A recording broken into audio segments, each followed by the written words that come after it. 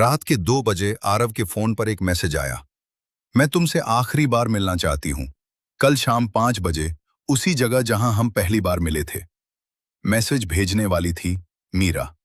लेकिन दिक्कत ये थी, मीरा को मरे हुए 2 साल हो चुके थे। कहानी शुरू होती है।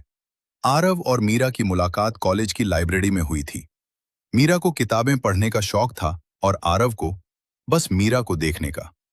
एक दिन आरव ने हिम्मत करके पूछा, तुम रोज यहां क्यों आती हो?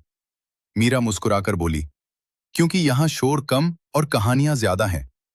आरव ने कहा, तो फिर आज से एक कहानी मैं भी सुनाऊंगा। यहीं से दोनों की कहानी शुरू हुई। धीरे धीरे दोस्ती प्यार में बदल गई। दोनों ने साथ भविष्य के सपने देखने शुरू कर दिए।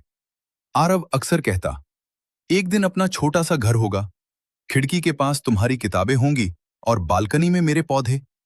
मीरा हंसकर कहती, और अगर मैं तुमसे पहले मर गई तो? आरव तुरंत उसका हाथ पकड़कर कहता, ऐसी बातें मत किया करो। लेकिन किस्मत शायद ये बात सुन चुकी थी। वो रात, एक रात मीरा घर लौट रही थी। तेज बारिश हो रही थी। अचानक सड़क पर एक हादसा हुआ। आरव को फोन आया। वो अस्पताल पहुंचा, लेकिन बहुत देर हो चुकी थी।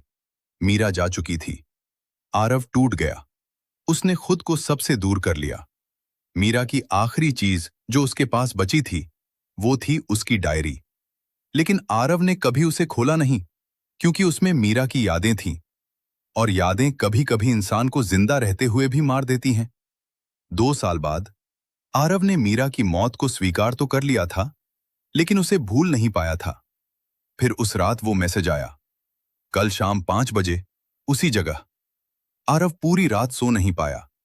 अगले दिन ठीक 5 बजे वो उसी पुराने कॉलेज की लाइब्रेरी के बाहर पहुंचा।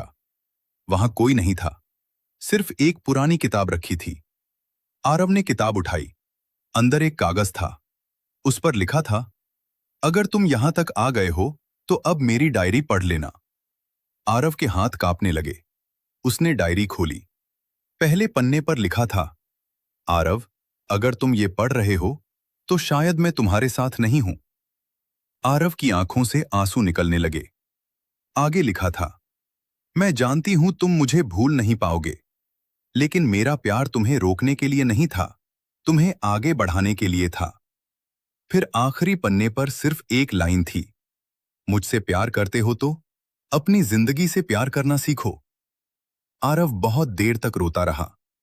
फिर उसने डायरी बंद की और आसमान की तरफ देखकर मुस्कुराया। ठीक है मीरा, आज से कोशिश करूंगा। एंडिंग। कुछ साल बाद आरव ने अपना सपना पूरा किया। एक छोटा सा घर बनाया। खिड़की के पास किताबों की अलमारी थी और बालकनी में बहुत सारे पौधे। ठीक वैसा जैसा उसने मीरा से वादा किया था। और उसके कमरे की दीवार पर एक तस्वीर थी, मीरा की। नीचे सिर्फ 4 शब्द लिखे थे, कुछ प्यार अधूरे नहीं होते, वो हमेशा रहते हैं।